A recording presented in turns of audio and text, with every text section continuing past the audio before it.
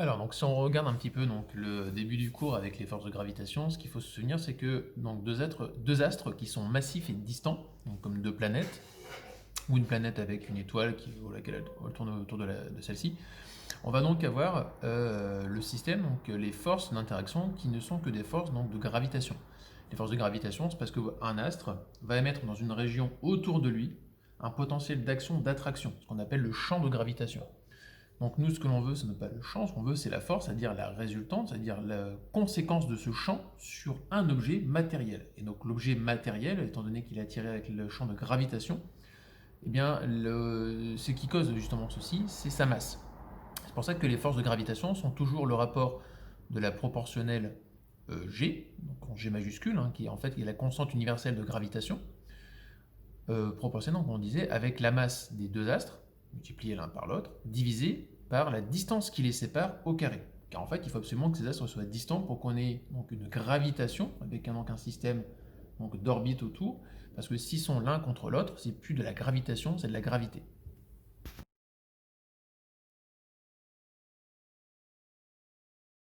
Alors, dans la partie suivante, on va essayer d'exposer assez simplement ce qu'on appelle les trois lois de Kepler. Les trois lois de Kepler, donc, qui sont datées du XVIIe siècle,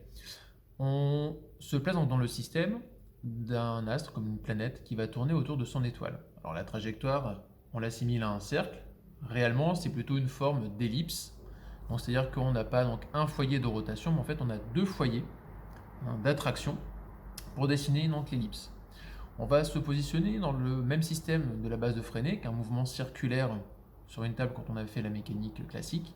Donc c'est-à-dire qu'on va avoir un vecteur tangentiel et un vecteur normal, ou un vecteur radial. À la loi de Kepler, la première, on évoque le fait que sur une ellipse, entre donc les deux points les plus éloignés sur la partie ellipse, qu'on appelle le demi-grand axe A, il existe donc la relation où si on marque la position P de l'astre, eh bien PF1, au foyer numéro 1,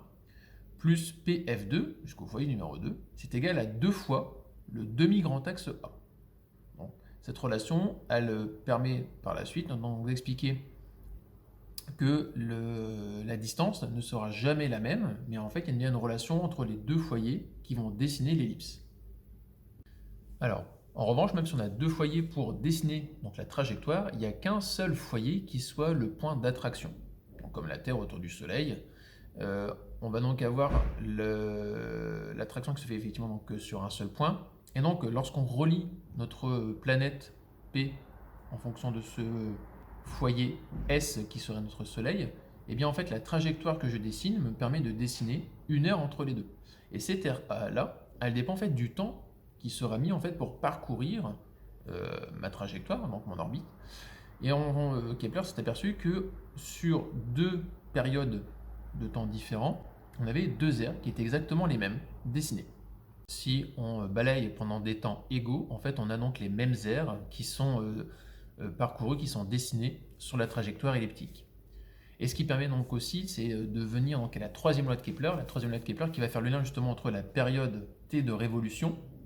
le demi-grand axe A qu'on va avoir pour la trajectoire elliptique, et en fait, donc on s'aperçoit que dans une formule, si on fait t carré et qu'on le divise par a au cube, on est égal à une constante. C'est-à-dire que qu'importe la période de t, qu'importe le demi-grand axe, à chaque fois pour un astre, on va obtenir une même constante. Et cette constante, eh bien en fait, elle renvoie donc à 4pi carré divisé par gm, et m étant la masse de l'astre central, donc par exemple notre Soleil, qui attire donc l'astre sur sa trajectoire.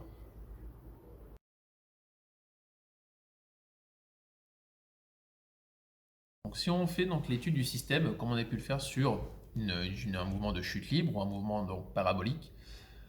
on fait la somme des forces qui s'appliquent donc à mon astre, qui va se mettre en rotation autour en fait de son astre central, entre guillemets central, donc son étoile. Et on s'aperçoit que quand on va faire la démarche, donc la seule force qui s'applique dessus, c'est la force de gravitation. Donc si on applique la deuxième loi de Newton avec la somme des forces qui est égale à ma, on a donc la force de gravitation qui est égale à la masse fois l'accélération. On découle le calcul comme on a l'habitude de le faire, on exprime donc la force de gravitation, et cette force de gravitation, elle est fonction donc de n, on l'avait expliqué tout à l'heure dans la base de Freinet, ou ce vecteur radial, ou alors on l'appelle u pour vecteur unitaire, qui va décliner en fait l'axe entre donc l'objet qui est attiré et l'astre qui l'attire. Et comme on a donc cette accélération qui s'exprime en fonction de ce vecteur, et qu'on a vu qu'il y avait deux types d'accélération dans la base de Freinet, ça veut dire que la seule interaction qui nous intéresse pour l'accélération, c'est celle qui va se faire selon n. Dès lors, on va avoir, puisqu'on avait vu que l'accélération normale c'est du v carré sur r, et bien en fait on va avoir l'égalité entre le v carré sur r et la force de gravitation qui aura été exprimée dans la loi de Newton. Donc on fait tout le développement mathématique et on aboutit. Donc premièrement à la vitesse, son expression la vitesse, qui sera donc en fonction de racine carrée, donc de g m, donc s pour le soleil puisqu'on travaille ici, divisé par d, la distance qui va séparer donc le soleil de l'astre qu'on considère.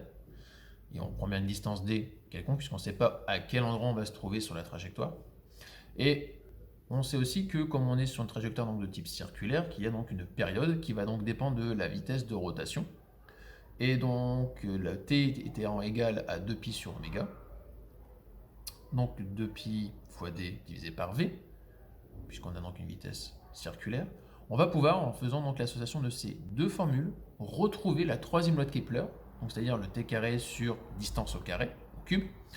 est égal à 4pi carré sur gm. Nous on a pris la distance cube, puisque en fait on prenait une distance classique. Si maintenant on se place du côté de la Félie et périhélie, de part et d'autre, donc on a le demi-grand axe, et bien en fait on a donc la possibilité de revenir à la formule de Kepler.